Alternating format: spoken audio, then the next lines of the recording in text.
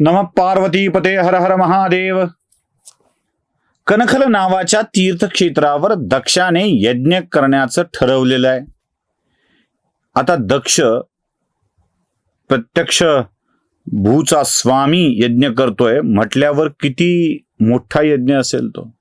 याआधी प्रयागराज क्षेत्री शिवाने दक्षाला प्रणाम केला नाही म्हणून दक्ष नाराज झालेला होता. कसा अहंकार घुसतो बघा, कसा अहंकार घुसत असेल. ज्याच्या योगाने हे सगळं मिळालंय त्याने प्रणाम करावा अशी इच्छा. म्हणजे बापाने मला मान नाही दिला म्हणून मी बापाचा धिक्कार करतो असं म्हणता येतं का? आणि असं करणाऱ्या माणसांच्या आयुष्यात काही चांगलं घडू शकेल का? प्रत्यक्ष पित्यालाच, जन्मदात्यालाच जर आपण सन्मानाची त्याच्याकडून अपेक्षा करणार असू तर तुमचं भलं होईल. अरे बापाचा आशीर्वाद घ्यायचा असतो, बापासोबत बरोबरी नसते करायची. दक्षाला अहंकार झाला होता. म्हणजे ब्रह्मदेवाचा पुत्र असल्याने आणि या भूचा स्वामी असल्यानं त्याला कदाचित अहंकार झाला असावा की महादेवाने मला वंदन केलं नाही. आणि पुन्हा ते होतच. नंदिनी शाप देणं, नंदिनी चिडणं, या सगळ्या गोष्टी घडलेल्या होत्या. त्यामुळं कनखल नावाच्या तीर्थक्षेत्रावर होत असलेल्या यज्ञाला दक्षाने सगळ्यांना आमंत्रित केलंय.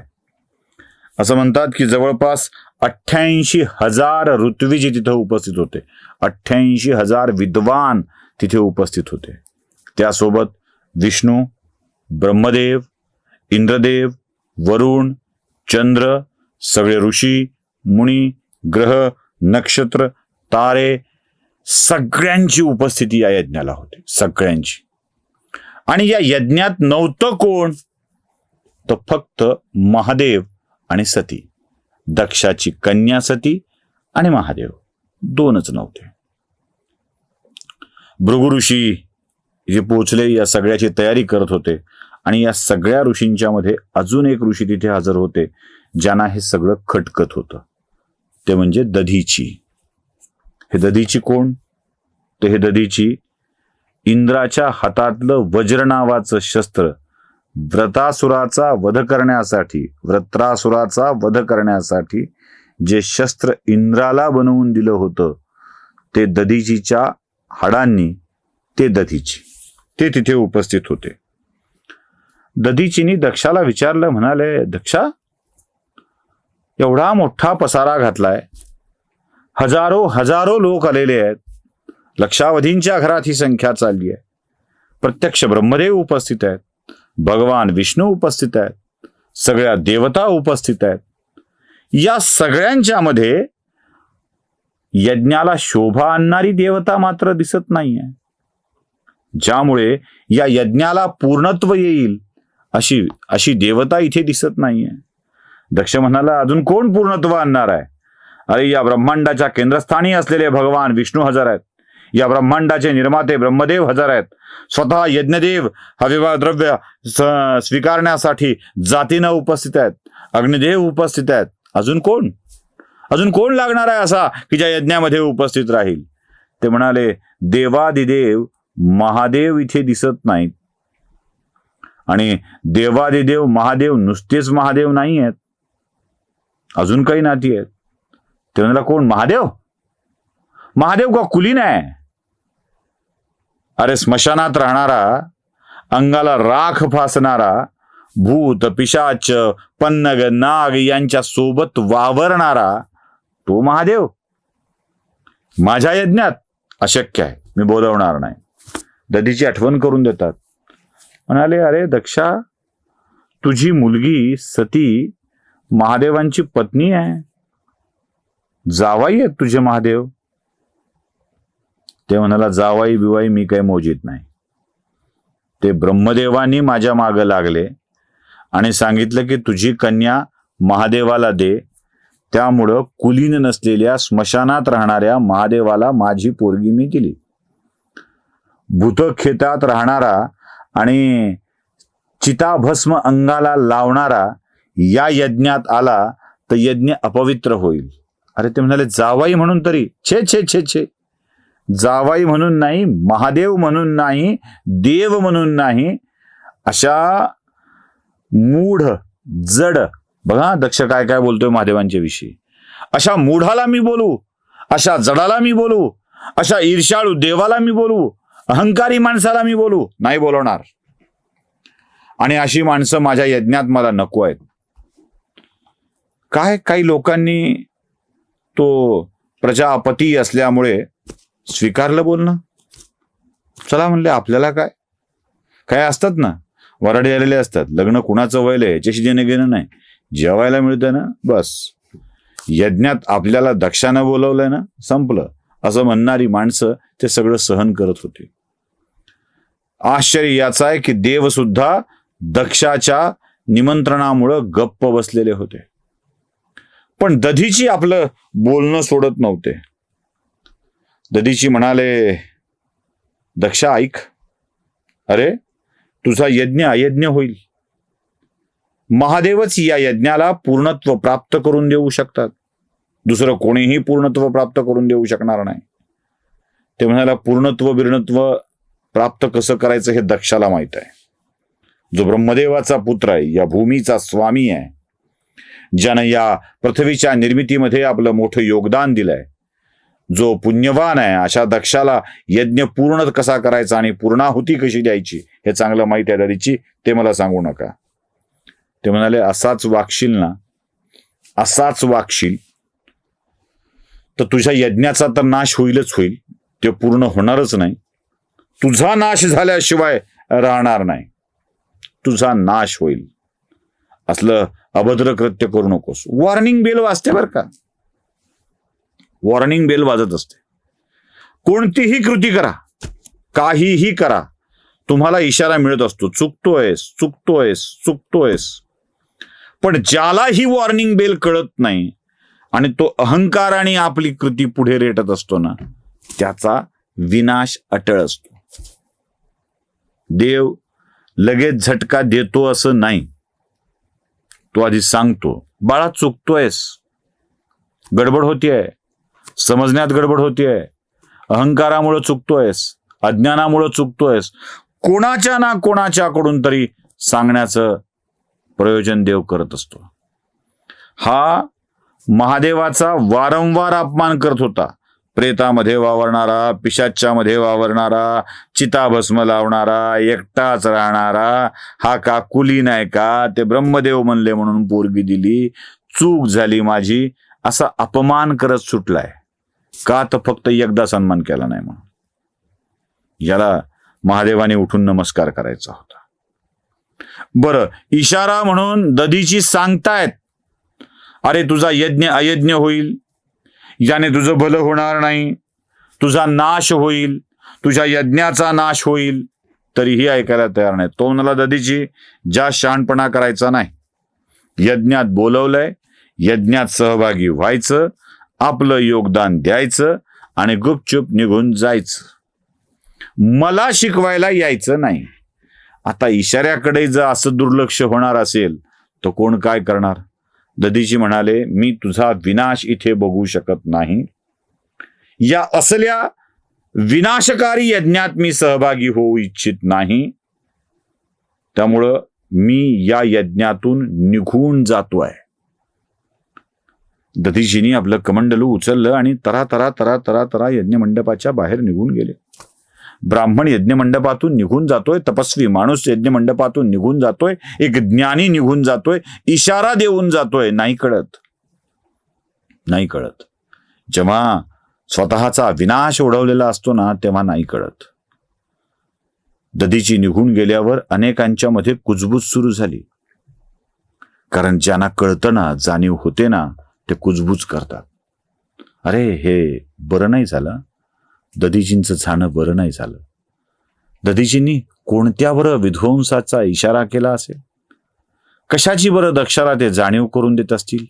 ही कुजबूज सुरू झाली आहे हे दक्षाला कळलं आणि आपल्या यज्ञमंडपातल्या तमाम ऋतुजांकडे बघत दक्ष पुन्हा गर्वानं उन्मत्त होऊन म्हणाला, गेला दधीची गेला, उडत गेला. एक दधीची जाण्यानं मला कसलाही फरक पडत नाही, कसलाही फरक पडत नाही. अशा दधीजींच्या असण्या नसण्याचा आणि ज्यांना महादेवाची बाजू आत्ताही घ्यायची आहे ना, आत्ताही ज्यांना वाटतं की महादेव या मंडपामध्ये असणं आवश्यक आहे, त्यांनी आत्ताच हा मंडप सोडून जावं. कर्म कसं असतं बघा, एकदा संचित समोर येऊ लागलं की या असल्या खेळांना सुचतात. आणि तेच खेळ दक्षाला सुचू लागलेले होते. जायचंय तर जा या भाषेत दक्षानं सगळ्यांनाच उडवून लावलं. जेव्हा यज्ञाचा आयोजकच अशा स्वरूपाची भाषा बोलतोय, तेव्हा सगळ्या ऋषीमुनींनी गुपचूप हा यज्ञ पार पाडायचं ठरवलं. होईल ते बघू, आपलं काय चाललंय म्हणले, यज्ञ त्याचा, आपण आपलं करू. आणि पुन्हा धर्मकार्यात अडचण कशाला, करू यज्ञ. या यज्ञाला निघण्यासाठी म्हणून चंद्र आणि त्याची पत्नी रोहिणी निघालेले होते. आणि ते कैलासाच्या जवळून जात असताना तिथे थांबलेल्या सतीनी बघितलं आणि आपल्या सखीला सांगितलं, चंद्र रोहिणी कुठे निघालेत ते जरा बघ. चंद्र आणि रोहिणीच्याकडून माता सतीला एक गोष्ट कळली आहे, ती म्हणजे दक्षाकडे यज्ञ होतोय. आता गोष्ट कळली आणि आश्चर्य याचं आहे की आपल्या पतीला बोलवलं नाही. मग पतीला विचारून बघितलंय, देवा आपण जायचं का? ते म्हणाले, बोलावल्याशिवाय जाऊ नये. जिथे आपण बोलावल्याशिवाय जातो तिथे अनादर झाला, अपमान झाला तर हा अपमान देवी मृत्यूपेक्षाही कष्टदायक असतो. पण सतीला वाटतंय की मी माझ्या पित्याला जाऊन विचारलं पाहिजे की का माझ्या पतीला का बोलवलं नाही, मला का बोलवलं नाही. जाब विचारला पाहिजे. माझ्या पतीचा सन्मान मला परत मिळवून द्यावा लागेल. माझ्या पित्याच्या घरी, आपल्या पित्याच्या घरी आपल्या पतीला सन्मान मिळवून द्यायचा असेल तर ती एक पत्नीच देऊ शकते, तीच आपल्या घरी सांगू शकते. माता सतीने जायचं ठरवलंय. ते म्हणाल्या, मी जाते, मला परवानगी द्या. आता शिवाची बायको निघणार म्हटल्यावर काय लवाजमा असेल ना तो. मग आपल्या गणांना सोबत घेतलाय, रुद्रगणांना सोबत घेतलाय, नंदी आहे, सगळे निघाले, रुद्रग पन्नग सगळ्यांची आणि जगदंबेची ही यात्रा निघाली आहे. आदिमाया आदिशक्ती जगदंबेची सती रूपातली ही आपल्या माहेरी निघालेली यात्रा काय विलक्षण असेल ना. म्हणजे आपल्याकडं एखादी बाई गोमू माहेरला जाते हो नाकवा अशा स्वरूपाची गाणी तयार होऊन तिचं माहेरला जाणं आणि माहेरला जात असताना तिला वाटेत लोक काय काय लागतं ते बघणं, तिची भावावस्था काय असेल.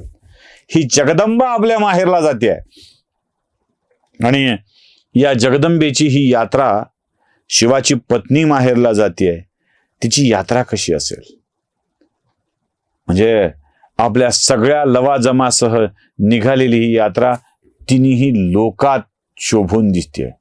वाजंत्राचे आवाज आहेत, वेगवेगळ्या वाहनांना घेऊन रुद्रगण निघालेले आहेत आणि या सगळ्यांना सोबत घेऊन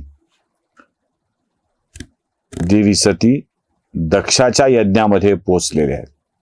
आता दक्षाच्या यज्ञामध्ये अर्थातच या यात्रेकडं सगळ्यांचंच लक्ष गेलंय. एवढी मोठी भव्य दिव्य यात्रा प्रत्यक्ष सती येते म्हटल्यावर लक्ष जाणारच की. प्रत्येकाने सतीला वंदन केलंय.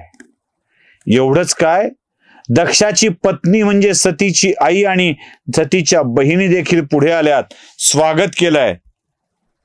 ये ये, खूप बरं वाटलं, खूप आलीस ते. पण दक्ष आलेला नाही.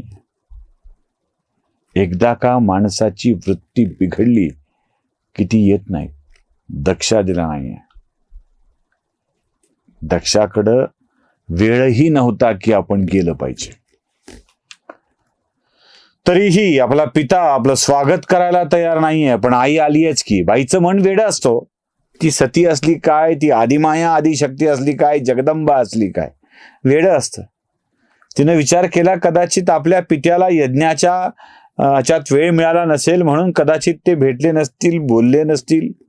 आई आलीयच की, बहिणी आल्यातच की. तिला खटकलं होतं ते की वडील का नाही आले.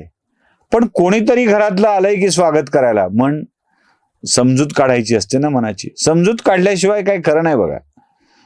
सगळी सुख मिळतील असं नाही, मनाची समजूत काढून घ्यायची असते. तशी समजूत काढून घेतली आहे. आपली अडचण काय होते माहित आहे? आपण या किमान सुखावर समाधानी होत नाही, आपल्याला जास्त ते हवं असतं. माता पार्वतीनी या किमान सुखावर त्या समाधानी आहेत, यज्ञमंडपामध्ये आलेले आहेत. आणि यज्ञमंडपात तिने बघितलं की आपले पिता यज्ञामध्ये मग्न आहेत. या यज्ञात प्रत्येकाचा हविद्रव्याचा एक एक भाग काढून ठेवलाय. भगवान विष्णूचा आहे, ब्रह्मदेवाचा आहे, अग्निदेवाचा आहे, इंद्रदेवाचा आहे, वरुणदेवाचा आहे. सगळ्यांचा भाग काढून ठेवलाय. यज्ञमंडप प्रचंड सजलाय. प्रत्येक ऋषी, मुनी, देवता, गंधर्व, गण या सगळ्यांचा हा विभाग काढून ठेवलाय. पण शिवभाग कुठे आहे? शिवाला जो हविद्रव्याचा भाग अर्पित करायचा आहे तो कुठे आहे? शोधण्याचा प्रयत्न केला, नाही सापडला कुठे. तिच्या लक्षात येत होतं की आपला पिता आपल्या पतीला टाळतोय, त्याच्या अस्तित्वाला नाकारतोय, त्याच्या मोठेपणाला नाकारतोय. तेव्हा ती पित्याला म्हणते, पिताश्री, इथे भगवान शिवाचा भाग कुठे दिसत नाही. दक्ष ऐकून न ऐकल्यासारखं करतात. ते म्हणतात, आपलं आपलं काम चालू ठेवा. सती पुन्हा विचारते, पिताश्री, मी तुम्हाला विचारते, या यज्ञाच्या हविद्रव्याच्या भागामध्ये शिवभाग मला दिसत नाहीये, तो कुठे आहे? मी इथे आली आहे आणि तरीही मला तो दिसत नाही, याचं कारण काय? दक्ष सांगतो, हे बघ, या यज्ञात शिवभाग असणार नाही, असणार नाही. मी शिवाचा भाग हविद्रव्यात टाकणार नाही. तू आली आहेस, ये. थांबणार आहेस, थांब. जायचंय, जा. मी तुला येही म्हणालो नाही, जाही म्हणणार नाही. निर्णय तुझा तुला घ्यायचा आहे. ते म्हणते, माझं सोडा हो, माझं सोडा. माझ्या पतीचं काय? तो तर या त्रैलोक्याचा स्वामी आहे, त्याला तुम्ही काही करणार नाहीत का? देव सगळे गप्प आहेत, एकही जण बोलायला तयार नाही. ऋषी गप्प आहेत, ददीचीच निघून गेले ते गेले, तेही गप्प आहेत. आणि मग सगळे गप्प बसलेले बघितल्यावर दक्षाला चेव चढतो आणि तो महादेवाची निंदा करायला जातो. तो म्हणतो, अगं काय तुझा नवरा, त्याला धर्म अधर्म कळतो? स्मशानात राहून अंगाला राख फासून भूताखेतांच्या सोबत वावरणाऱ्या तुझ्या नवऱ्याला या हविद्रव्याचा भाग द्यायचा तरी कशाला? देणार नाही, मी देणार नाही. ज्याला धर्म कळत नाही, जो धर्मसंमत वागत नाही, स्मशानात राहतो, चिता भस्म अंगाला लावतो, अशाला माझ्या यज्ञात भाग मिळणार नाही. तुला थांबायचं असलं थांब, जायचं असलं जा. या वाक्यासरशी सतीच्या मनामध्ये आपल्या पतीचे वाक्य येऊ लागतात. बाई, तुला निमंत्रण नाही, जिथे निमंत्रण नाही तिथे जाणे हा अपराध असतो, अपमान असतो. आणि असा अपमान मृत्यूपेक्षाही भयंकर असतो. सती, जाऊ नकोस. आणि तिला तेच आठवू लागलंय, आपला आणि आपल्या पतीचा अपमान करणाऱ्या दक्षाच्या यज्ञातून परत जाऊ तरी कशी. सती काय निर्णय घेते, काय होतंय ते बघूया पुढच्या भागामध्ये. नमः पार्वती पते हर हर महादेव.